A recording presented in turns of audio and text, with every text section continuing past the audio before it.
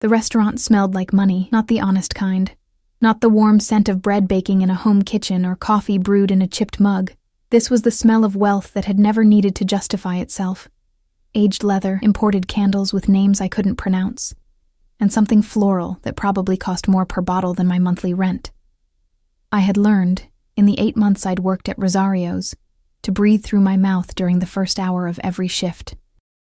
It helped me remember that this place wasn't mine, that I was passing through it, invisible, like a ghost who carried plates. Table 7 needs water, Claire.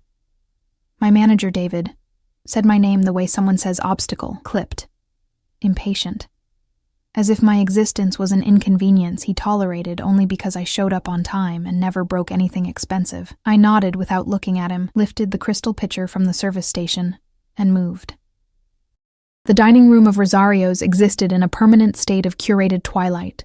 Warm amber light pooled over white tablecloths. Candles flickered inside glass domes. The walls were dark wood paneled so smoothly they looked like liquid. Every table was spaced far enough apart to suggest that the conversations happening within them were never meant to be overheard. And they weren't. The clientele of Rosario's understood discretion the way they understood wine pairings, as a fundamental requirement, not an optional courtesy. I moved between tables with the particular kind of efficiency that comes from exhaustion.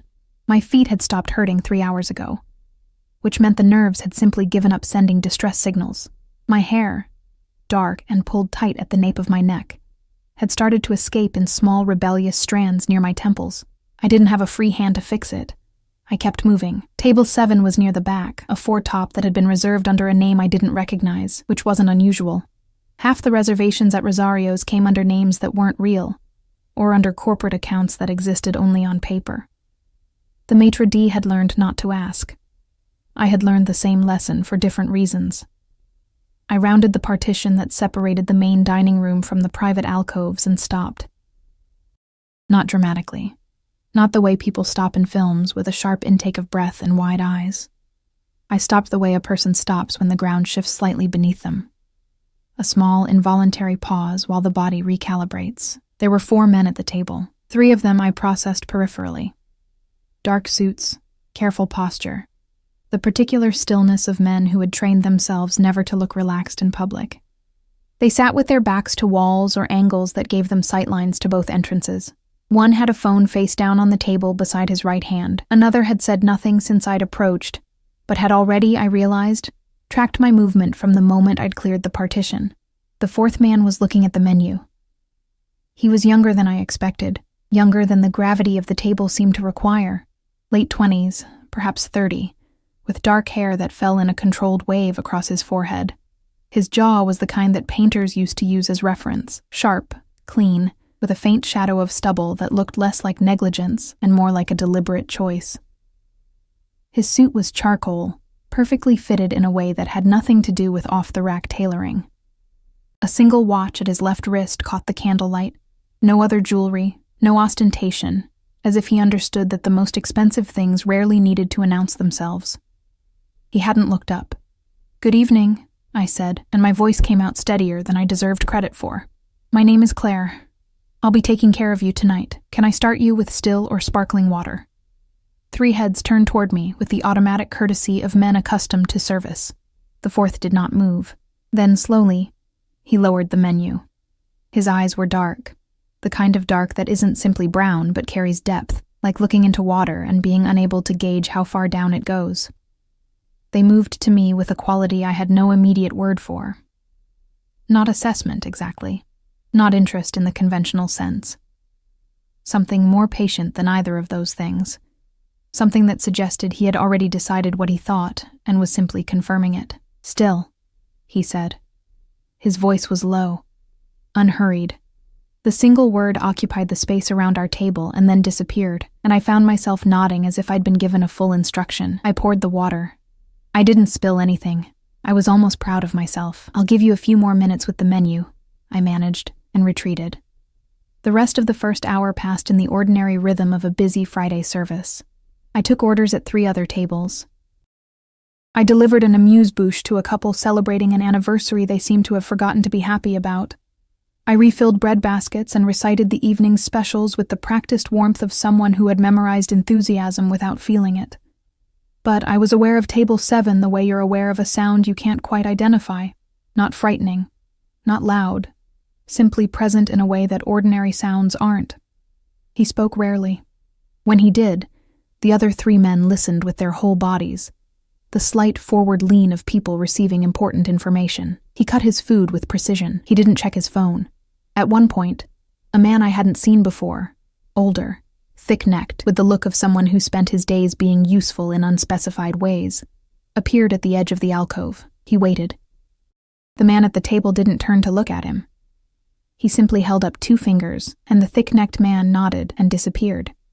It was the smallest gesture I had ever seen accomplish so much. I told myself to stop watching. I went to the service station to prepare the dessert tray for table 11, and I was carefully not thinking about dark eyes and low voices when Marco, the busboy, clipped my elbow with a full tray of glassware. It happened fast, the way accidents always do. One moment I was holding a small ceramic ramekin of creme brulee, and the next the tray tilted. My balance shifted, and I was moving sideways with the specific helpless momentum of someone who already knows they're going to fall and is merely waiting for the impact. I didn't fall. A hand caught my arm, not Marco's, because Marco had gone very still and pale in a way that told me immediately he was looking at something behind me, and the grip was firm enough to stop my momentum completely, but careful enough not to bruise. I was pulled upright in a single smooth motion, and when I turned, the creme brulee still somehow in my hand, I was standing close enough to smell cedar, and something darker beneath it, like smoke from a fire that had burned a very long time ago. He was looking at me with those patient, unreadable eyes. "Careful," he said. One word. The same unhurried quality as before. But up close, with his hand still at my arm and the candlelight doing complicated things to the angles of his face, the word landed somewhere in my chest and stayed there. "I'm sorry," I said automatically. "I'm so sorry, I'm fine, thank you, You're fine," he agreed. And there was something in his tone that wasn't quite amusement, and wasn't quite warmth, but existed in the space between them. His hand left my arm. The absence of it was a physical thing. He returned to his table. I stood at the service station for a moment longer than I should have, the ramekin cold in my palm, and reminded myself firmly that I had 3 other tables and a dessert order to deliver, and absolutely no reason to feel as though the room had rearranged itself around a new center of gravity. Then I looked down. In the small professional chaos of the almost fall, the button at my collar, the top one, the one I always fastened because David had a policy about professional presentation, had come undone. It must have caught on something. The gap it left was modest by any reasonable standard, a small triangle of skin at the base of my throat. Nothing scandalous. But as I reached up to refasten it, I glanced toward the back alcove. He was already looking at the menu again. Except that he hadn't ordered dessert. And the menu at Rosario's didn't have a dessert section. My fingers fumbled on the button. He wasn't reading it, I realized. He was giving me somewhere to look that wasn't at him. The ceramic ramekin was very cold in my hand. The dining room suddenly felt smaller than it had a moment ago, the amber light a degree warmer. The distance between the service station and that back table somehow shorter than the floor plan suggested it should be. I fastened the button. I delivered the dessert. I did not look at table 7 again for the rest of the night, but when I finally cleared the alcove at the end of service and found, beneath the water glass, a card, matte black, no logo, just a phone number in silver ink, I told myself it meant nothing. I told myself that twice more on the train ride home. By the time I reached my apartment, the card was still in my apron pocket, and I had stopped telling myself anything at all. I didn't call the number. This was a decision I made approximately 40 times over the following 3 days, which suggested it wasn't really a decision at all, but rather an ongoing negotiation with myself that I kept winning by increasingly narrow margins. The card lived in the small ceramic dish on my kitchen counter, where I kept spare change and forgotten receipts. I moved it twice, once to the drawer beside the sink, once back to the dish, as if geography would resolve what logic couldn't. It was a phone number on a black card. That was all. People left cards at restaurants for any number of reasons. He was probably a businessman. A wealthy, absurdly handsome businessman with security personnel and a watch that cost more than my car, who caught falling waitresses with the reflexes of someone who had practiced catching things before they broke. I went to work. I served tables. I came home and ate whatever required the fewest dishes, and slept the shallow, unrestful sleep of someone who had been on their feet for 9 hours. On the 4th day, my landlord called about the heat. More precisely, he called to inform me that the boiler serving my floor of the building had failed, that the repair would take between 1 and 2 weeks, and that he was deeply sorry for the inconvenience in the tone of a man who had never been inconvenienced by anything in his life. November in the city was not a month that tolerated a failed boiler with any grace. By the 2nd night, I was sleeping in 2 sweaters and had begun to view my breath condensing in the air above my bed as a personal accusation. I told myself the cold had nothing to do with why I looked at the card again that 5th morning. I told myself that 4 more times. Then I took a photo of the number, put the card back in the dish, and went to work. Friday service was heavier than usual. A private event in the back room had pulled David's attention completely, which meant the rest of us were managing the main floor with the particular controlled chaos of people pretending everything was fine. I moved fast, kept my head down, and was in the middle of reciting the evening's pasta special to a table of 4 when I felt it, that shift in the room's atmosphere, the way a barometric pressure changes before weather arrives. I didn't look up immediately. I finished the special. I took the order. I smiled at the appropriate moments. Then I looked toward the entrance. He was already inside. The maitre d' was leading him, not toward the back alcove this time, but toward a 2-top near the window, a table reserved for people who wanted to be seen without appearing to want it. He had only one man with him tonight, broad-shouldered and quiet, who took a seat at the small bar adjacent with the practiced ease of someone who had done this exact thing in exactly this kind of room many times before. He sat. He didn't look around the room. He unfolded the napkin across his lap with the same economy of motion he seemed to apply to everything, and he opened the menu. David materialized at my elbow. "Table 3 is yours," he said. And then, before I could respond, "Don't be awkward about it, Claire." I wanted to ask how he expected me to define awkward given the circumstances. I didn't. I picked up my notepad and walked to table 3. He looked up when I was still 2 steps away. Not when I arrived. Not when I spoke. 2 steps away, as if some perimeter had been crossed that I hadn't known existed. "Claire," he said. My name in his mouth was a completely different object than it was anywhere else. I didn't know how to account for that. "Good evening," I said, and I was proud again of my voice, of the professional steadiness I had apparently constructed out of nothing. "Welcome back. Can I start you with water?" "You didn't call," he said. Not accusatory. Not wounded. It was an observation, delivered with the same calm that seemed to be his natural climate. The way some people are simply always warm, or always running slightly cool. He was watching me with those deep, patient eyes, and I had the sudden, disorienting sense that he had a great deal of practice waiting for things. "I don't make a habit of calling numbers left by strangers," I said carefully. Something moved at the corner of his mouth. Not quite a smile. The suggestion of one. The outline. "Dante Rossi," he said. "Now we're not strangers." I wrote nothing on my notepad. "Still water, Mr. Rossi? Dante." He said it without pressure, simply a correction. And yes, I poured the water. My hand was steady. I was deeply grateful for this. He ordered without consulting the menu again. The branzino, vegetables on the side, a specific white wine that our sommelier produced from the back of the cellar with an expression of pleased surprise. I delivered everything with the efficiency I had trained myself to perform, and I told myself with each visit to the table that I was simply doing my job, that he was simply a customer, that the way he tracked my movement through the dining room without appearing to watch was something I was imagining. I was not imagining it. I caught it by accident near the end of his meal, when I was clearing a table 2 away and happened to glance in the wrong direction at the wrong moment.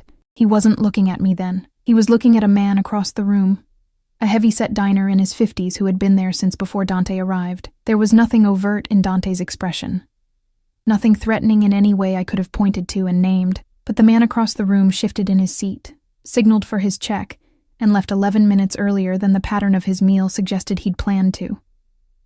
I brought Dante's check without being asked. He didn't touch it immediately. He looked at it, then at me, with an expression I couldn't fully decode. "You're working too hard," he said. The observation landed oddly, the way unexpected kindness sometimes does. Sideways, finding gaps I hadn't known were open. "It's my job," I said. "I know what it is." He paused. "I'm asking about you." I didn't have an answer for that. I was fairly certain no one had asked me a version of that question in longer than I wanted to calculate. The honesty of that realization was briefly mortifying. "I'm fine," I said, which was what I always said. And he looked at me the way people look at something they've already seen through. He left the check with a tip that made me check the numbers twice, assuming I'd misread them. I hadn't. There was nothing else. No card this time, no note. Just the money and the particular quality of absence that a space has after someone compelling has left it. He came back the following Friday. And the one after that. By the third consecutive week, David had stopped assigning me to table 3 and simply expected me to take it, the way you stop explaining a routine once it's become one. The other waitstaff said nothing directly, but I intercepted glances, the kind that mean, "What do you know that we don't?" And I had no answer for them either. Dante Rossi came to Rosario's every Friday at 8. He ordered the same wine. He ate well, spoke rarely to his companion at the bar, and spent considerable portions of his meals talking to me in the quiet, unhurried way that gradually stopped feeling like conversation and started feeling like something with more weight to it. Something I didn't have precise language for, but that I thought about on the train home and in the cold of my still broken heated apartment, and in the narrow corridor between sleep and waking. He asked questions, not intrusive ones. Nothing about my past or my family or the specific details of my life that I kept organized in careful compartments. He asked what I thought about things, whether I'd read a book he mentioned, what I'd order if I were the one sitting at the table. Small questions, but asked with a quality of attention that made them feel significant, as if my answers were being stored somewhere and considered. I started answering honestly. This frightened me slightly. On the 4th Friday, near the end of service, a man arrived at the restaurant who had not made a reservation. He was well dressed enough to pass a brief inspection, but there was something about his energy. Too fast, too bright, the particular vibration of someone running on adrenaline and poor decisions. That made the maitre d' hesitate. He didn't hesitate long enough. The man moved through the dining room with directional certainty, heading toward table 3, and I was in his path when I realized it. I had a full tray, 4 plates, a bread basket, 2 glasses of wine. I stopped. "Where is he?" the man said, and his voice was wrong in a way I registered before I could identify why. Too loud for this room. Too careless. "I'm sorry. I don't know who you..." "Don't." He stepped closer. I held the tray. "Tell him Marco Vieri is here and that I want what's mine." I was aware in my peripheral vision of Dante's companion rising from the bar stool with a calm that matched the gravity of the movement. I was more acutely aware of Dante himself, who had turned in his chair, not sharply, not with alarm, but with the slow deliberateness of someone who has been waiting for a specific thing to arrive and is now simply acknowledging that it has. His eyes moved from the man to me. And the expression in them, for the first time since I'd met him, was not patient. It was not calm. It was something contained and controlled and very, very cold, the way deep water is cold not from neglect, but from depth. He said something to his companion in a voice too low to hear. The companion nodded and moved toward the man, who had already begun to look as though he'd made a miscalculation. Dante stood. He was taller than the room seemed to account for when he was seated. He straightened his jacket with one smooth motion and looked at me. Only at me, as if the other man had already ceased to be a variable worth tracking. "Go to the kitchen, Claire," he said quietly. Not a suggestion, not a request. The gentlest possible version of an order. I went. I was halfway through the kitchen door when I heard the dining room go completely, unnaturally quiet behind me. I did not look back.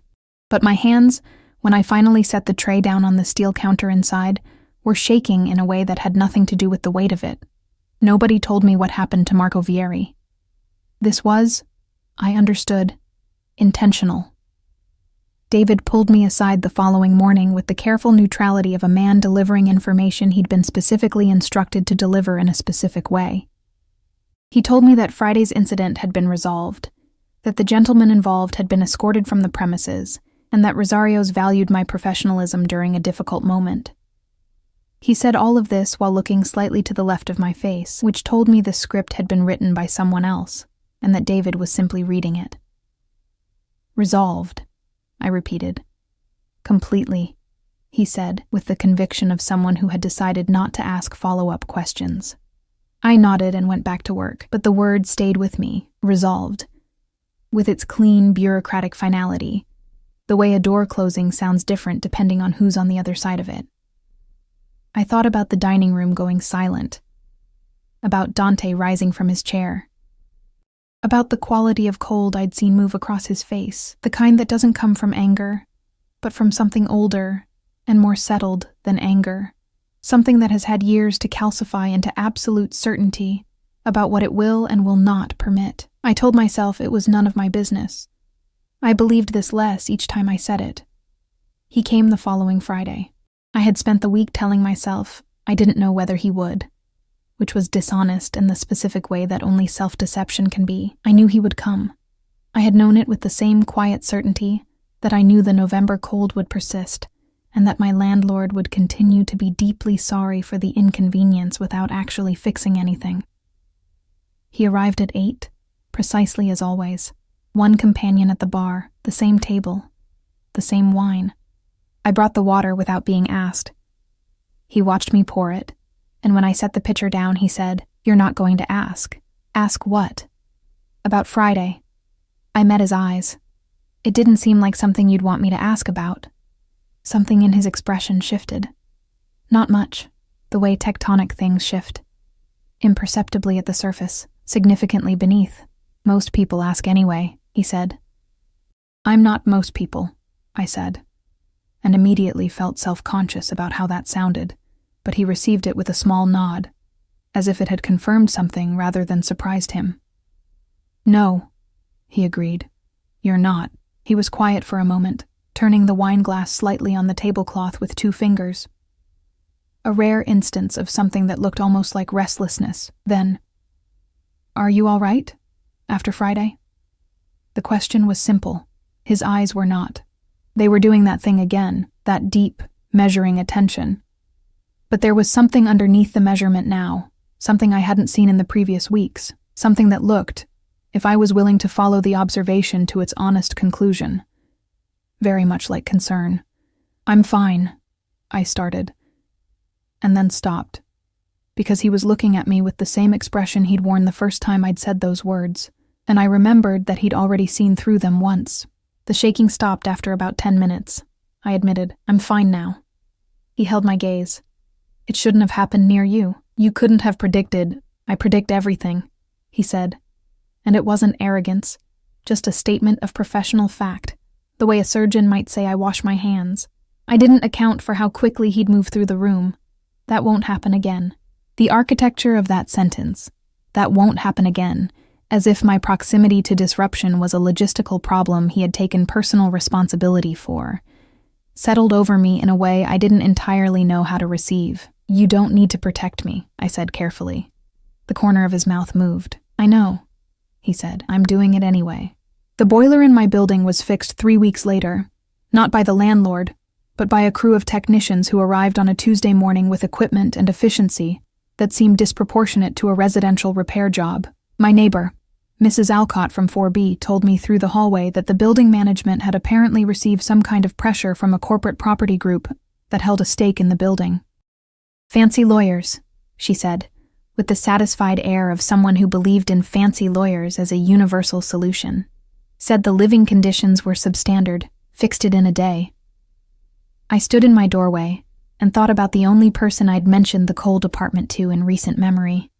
I didn't call him about it. Instead, the next Friday, I waited until he'd ordered, and then I said, "The boiler was fixed." He looked up from the menu, His expression was entirely neutral. "Good," he said. "Dante." He set the menu down, gave me his full attention. "Did you do that?" A pause, brief but present. "The building had code violations," he said. "That's not what I asked." He considered me for a moment. "No," he said finally, "it's not." And then, with a directness that I was learning was simply how he inhabited the world. "You were cold. It bothered me." 3 words. It bothered me. Delivered with the same quiet economy as everything else he said, as if caring about someone's comfort was an observable fact rather than a vulnerability. I didn't know what to do with that. I thanked him. I went back to the service station. I stood there for a moment with my notepad pressed against my chest, like something I needed to keep from escaping. It was a Saturday afternoon, 5 weeks after the incident with Marco Vieri, when I first saw the outside world through the lens of what Dante represented. I was at the market 2 blocks from my apartment, the crowded indoor one, with the narrow aisles and the vendor who always gave me an extra portion of olives because I'd once told him they reminded me of my grandmother's kitchen. I had a cloth bag over one arm and was comparing 2 nearly identical bunches of parsley when I became aware of a man watching me. He was positioned near the far end of the aisle, pretending to examine a display of canned goods with the elaborate nonchalance of someone who had never actually been interested in canned goods in his life. Mid-40s. Unremarkable in every deliberate way. The kind of deliberate that you don't notice unless you've started paying attention to the difference between someone who blends in naturally and someone who has worked at it. I put the parsley down. I moved to the next stall. He followed at a distance that was just outside the range that would feel threatening. My heart was doing something unpleasant. I left the market without the rest of my groceries, walked 2 blocks in the wrong direction, then doubled back and took a different route home. By the time I reached my building, he was gone. Or at least no longer visible, which I was beginning to understand were not the same thing. I sat on my kitchen floor for a little while, back against the cabinet, cloth bag with its half-purchased groceries in my lap. My grandmother's olives wrapped in paper. Parsley I hadn't bought. Then I took out my phone and looked at the number I'd photographed 5 weeks ago. I typed, "I think someone was following me today." The response came in under 2 minutes. "Are you home?" I stared at the screen. "Yes. Stay there."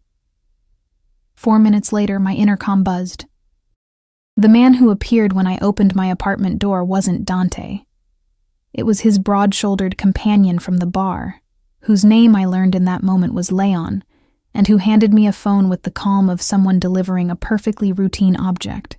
Dante's voice on the other end was the same as always, low, unhurried.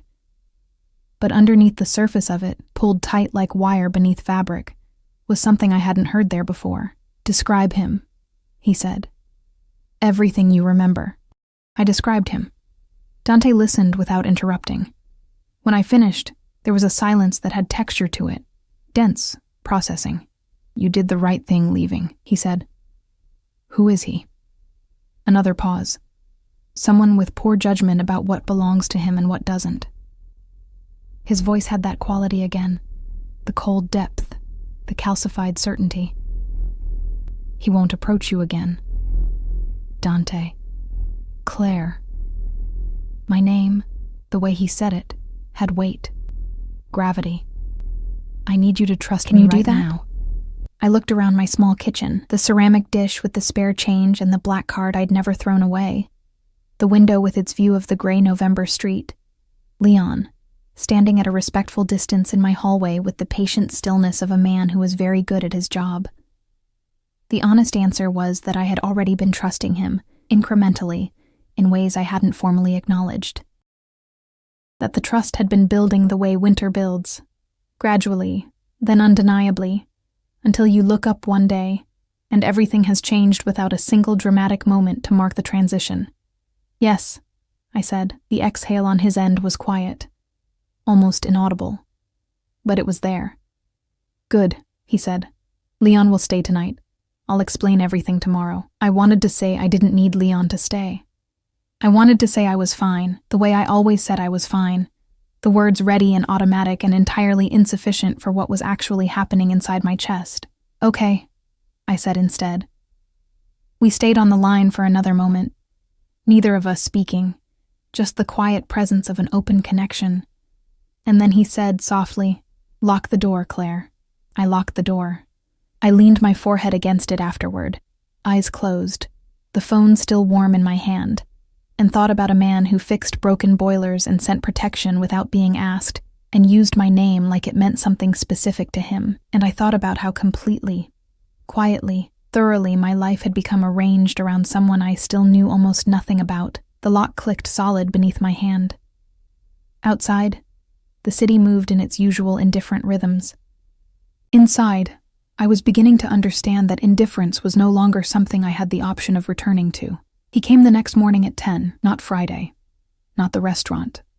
My apartment.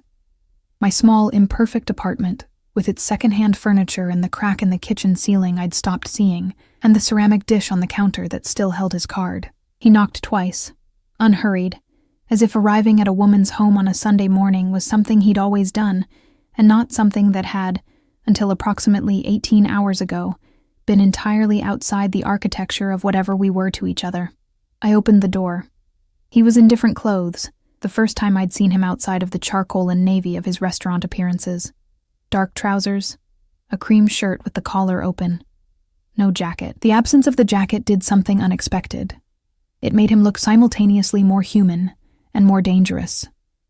The way removing a frame from a painting doesn't diminish it, but changes what you're able to see. He looked at me for a moment, then at Leon, who had spent the night in my armchair with the philosophical acceptance of a man for whom this was a professional norm, and who stood now and gave a brief nod. "Anything?" Dante asked. "Quiet," Leon said, and let himself out. Dante looked back at me. "Coffee?"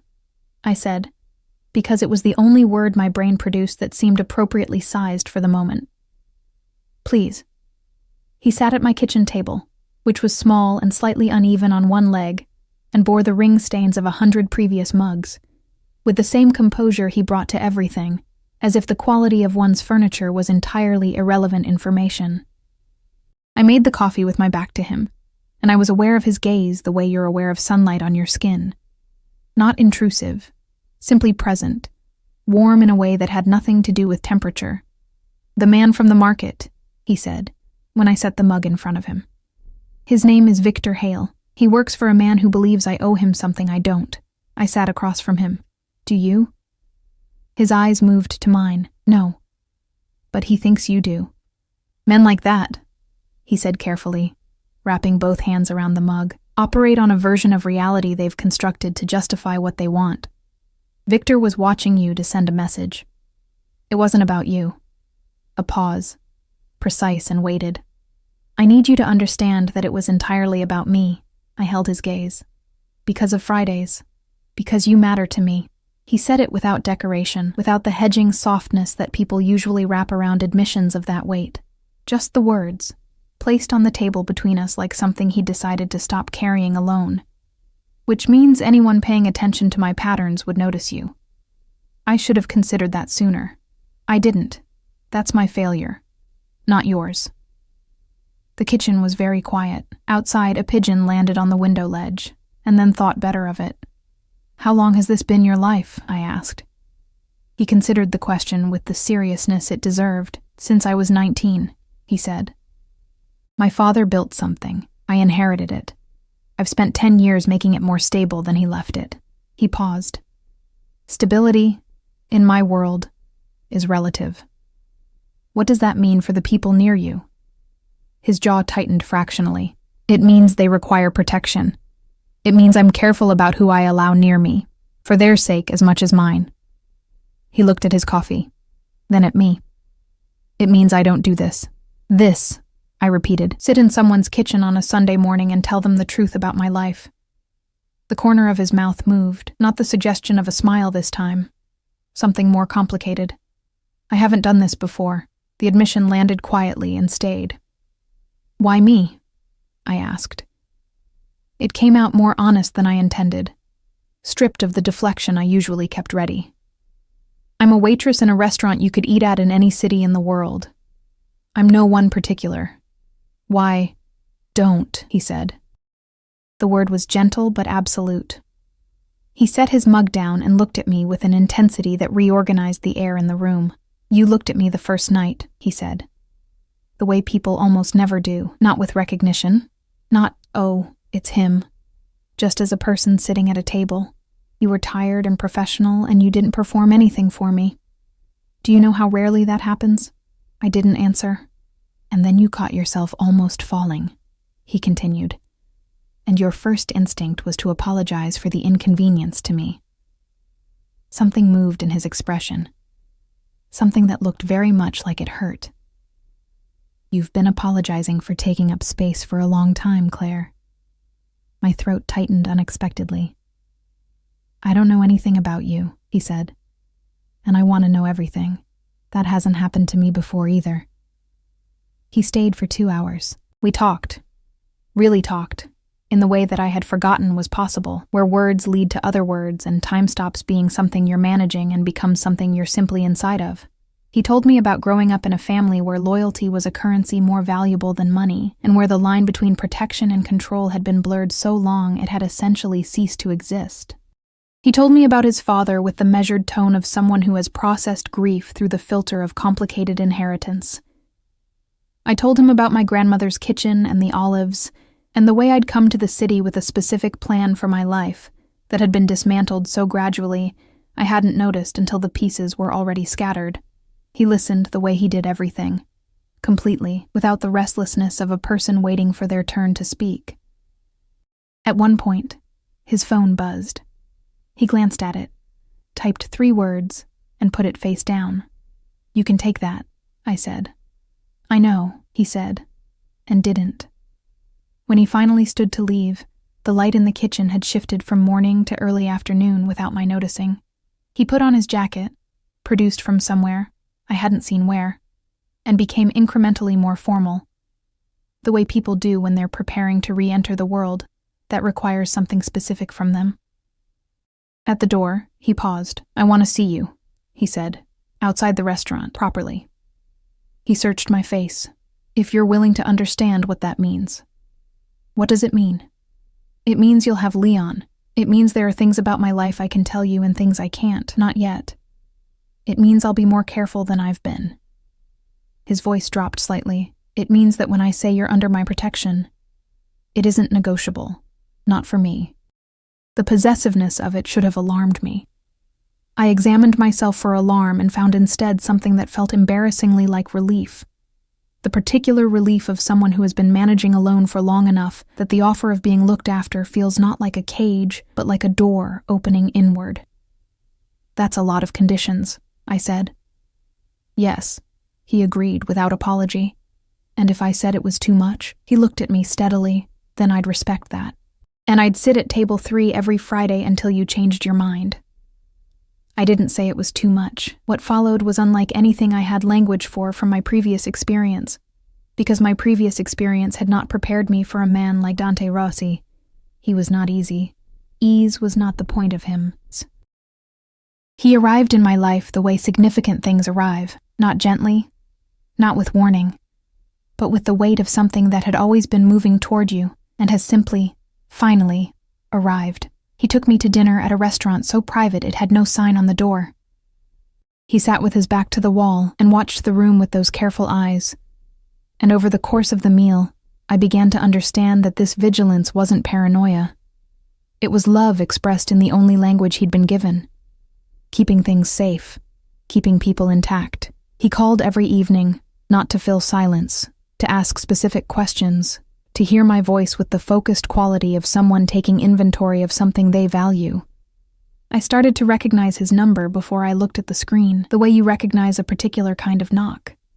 Leon became a background presence in my life with the unobtrusive constancy of furniture I'd stopped noticing. He walked me to the market, waited outside my building when I worked evenings, communicated primarily through nods of varying degree. I brought him coffee once without being asked, and he looked at the cup as if I'd handed him something he didn't have a category for. You don't have to do that, he told me. I know, I said, and watched the corner of his mouth do something that was almost certainly a smile.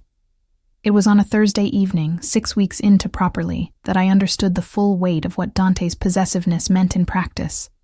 I was leaving Rosario's after a double shift, tired in that specific way where your thoughts run slightly behind your actions, when a car pulled alongside me on the sidewalk. Not threateningly, just present, pacing me, the window lowered. A man I didn't recognize leaned across from the passenger seat. "You're Dante Rossi's girl," he said. Not a question. Leon was behind me in 4 steps. His hand didn't touch the man. Didn't need to.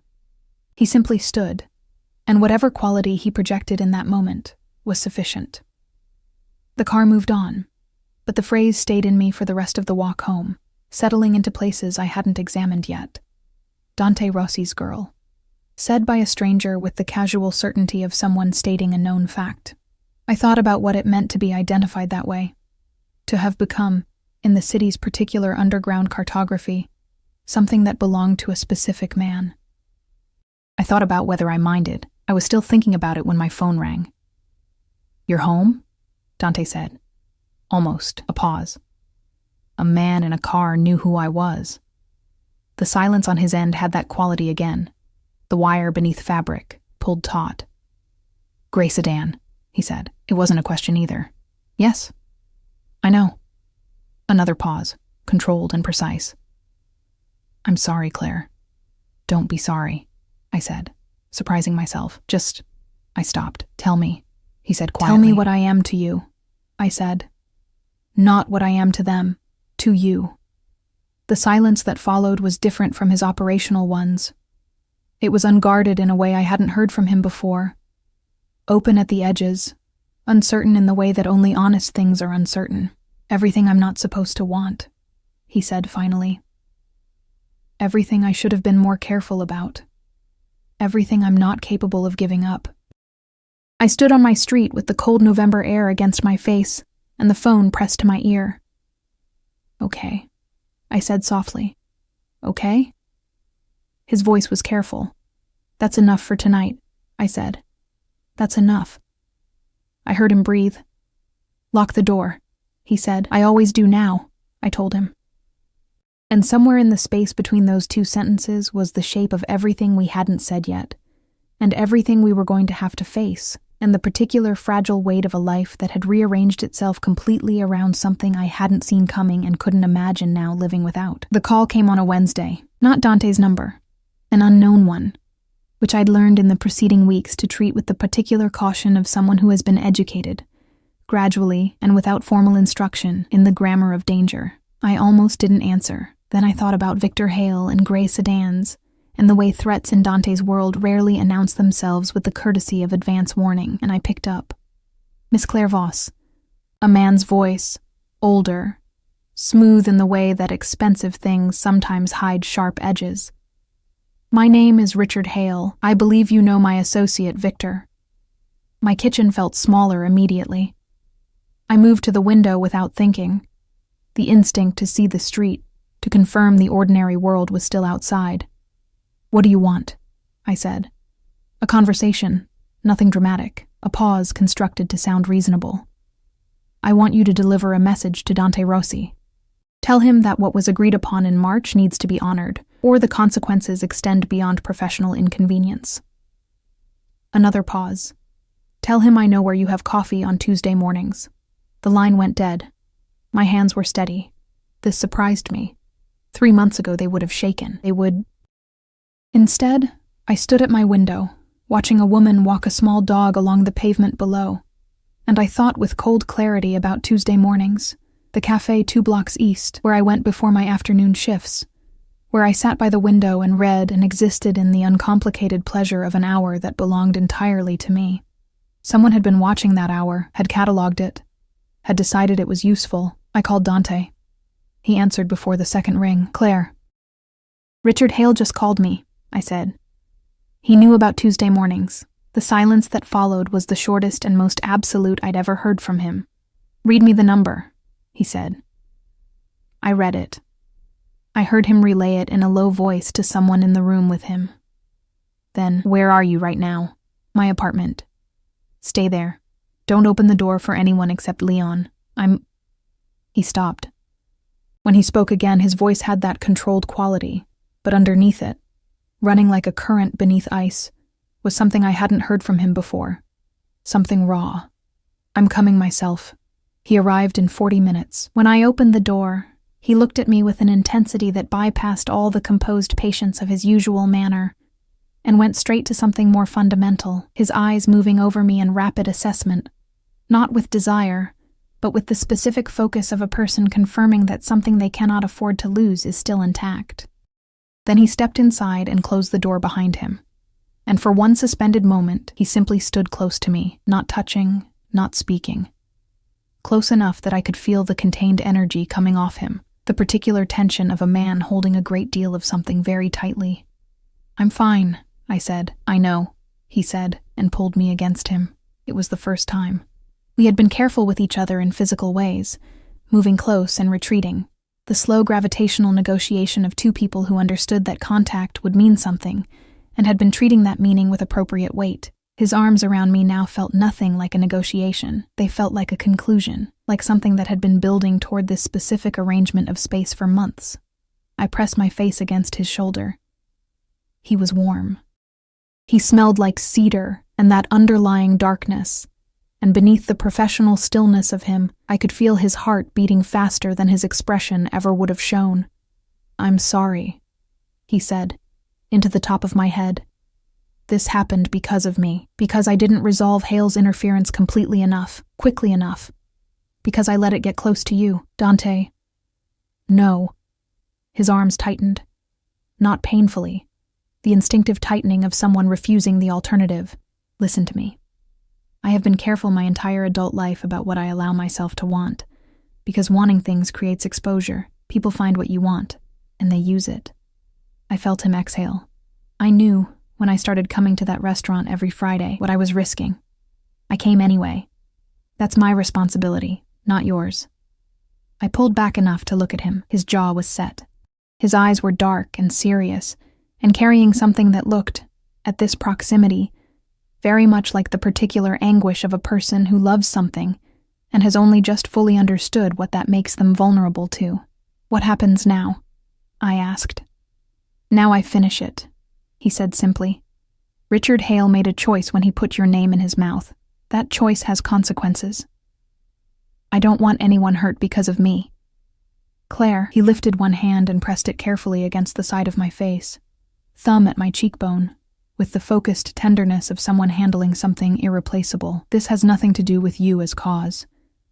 You are not responsible for the actions of men who use innocent people as instruments." His eyes held mine. "But I will not allow anyone to threaten what is mine. I need you to understand that. Not as warning, as truth. What is mine?" Said with that same directness that had undone me every time, not possessiveness as diminishment, but as declaration. The way a person says mine about something they would rearrange everything to keep safe. "I understand," I said. His thumb moved slightly against my cheekbone. "I need to ask you something. Ask. When this is over, and it will be over, I want you to move. Not far. A building I own on Meridian Street, the top floor. It's secure. Leon would be nearby." He paused.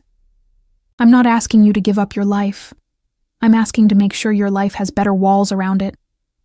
I thought about my apartment with its broken boiler history and its secondhand furniture and the ceramic dish that had held his card since the night I decided not to call and then spent 5 days reconsidering. I thought about what it would mean to move toward him more completely, to let the rearrangement become official, acknowledged, visible. "Are you asking me to move closer to you?" I said. "Or are you asking because you can't stop yourself?" The honesty of that landed. He looked at me with something that broke briefly across his composed surface like light through a shutter. "Both," he said. "Is that enough of an answer?" "It's a very honest one," I said. "I've been practicing," he said, and the almost smile appeared, and for the first time it completed itself. Actually arrived, warm and real and briefly, completely unguarded. I reached up and covered his hand with mine where it rested against my face. "Yes," I said. "I'll move." Richard Hale was arrested 11 days later. I didn't ask for the details, and Dante offered only what was necessary. Hale had been under federal investigation for financial crimes predating his conflict with Dante by several years. Certain documentation had been made available to the relevant authorities through channels that Dante described, with characteristic economy, as appropriate. Victor Hale had left the city. The gray sedans stopped appearing. Dante explained it over dinner at the restaurant with no sign on the door. Our table by now. Because we had a table. Because we had accumulated enough shared geography to have things that were ours. He spoke quietly and watched my face as he spoke, gauging what I needed to hear and what could stay in the part of his world that would always be separate from me. I had made peace with that separation. Not easily. Not all at once. In the incremental way that you make peace with complicated things. By deciding that what you have access to is worth more than what you don't. He gave me honesty within the boundaries of what he could give. He gave me his attention with a completeness that I understood was rare. He gave me Tuesday mornings back, but now Leon sat 2 tables away, and the cafe owner, without a word of explanation from anyone, had started leaving a reserved sign on my window seat. Small acts. The language of a man who expressed care through the careful arrangement of the world around someone he wanted, kept whole. I moved to Meridian Street on a Saturday in December. The apartment was too large for my furniture, which looked like objects from a previous life arranged in a space that expected something more. Dante arrived in the afternoon with Leon and 2 other men I'd come to recognize by sight, and they moved boxes with a thoroughness that suggested this was not the first time they had relocated something important. At one point I found Dante in the kitchen, holding the ceramic dish from my old counter. The spare change, the forgotten receipts, the card with the silver number that I had never thrown away. He turned it in his hands, looked up at me. "You kept it," he said. "I kept it," I confirmed. He set it on the new counter carefully, in the spot near the window where the afternoon light fell. He looked at it there for a moment, with an expression I had learned by then to read. The rare, unguarded one. The one that meant something had gotten past the careful architecture of his composure and reached whatever lived beneath it. He turned to me. And without any of the patience or the careful distance or the measured steps of the months behind us, he crossed the kitchen and kissed me, with the focused, certain quality of a man who has decided to stop being careful about something and is committing to that decision completely. I kissed him back. Outside the window, December light fell clean and cold across the city. When we finally separated, his forehead rested against mine, both his hands framing my face in that careful way he had, like something irreplaceable, like something he intended to keep. "If you ever do something that reckless again," he said quietly, like answering an unknown number alone. "I called you immediately," I pointed out. "After." His eyes were dark and serious, but the warmth in them now was something I knew, something I recognized as mine specifically. "Next time you call me first. Next time there won't be a Richard Hale," I said. "No," he agreed. "There won't." A pause. "But call me first anyway." I laughed, quietly, the kind of laugh that comes from somewhere genuinely light, and felt his hands tighten fractionally against my face at the sound of it. The instinctive response of someone who has found something they intend to protect. "Okay," I said. "I'll call you first." He pressed a kiss to my forehead, held it there a moment. Outside, the city continued in its usual rhythms. Indifferent, relentless, ordinary in all the ways that cities are ordinary. But inside the kitchen, with its too large space and its second-hand furniture and the ceramic dish catching December light on the windowsill, something had finished becoming what it had always been moving toward. Not a fairy tale, not a rescue. Something more honest than either of those things.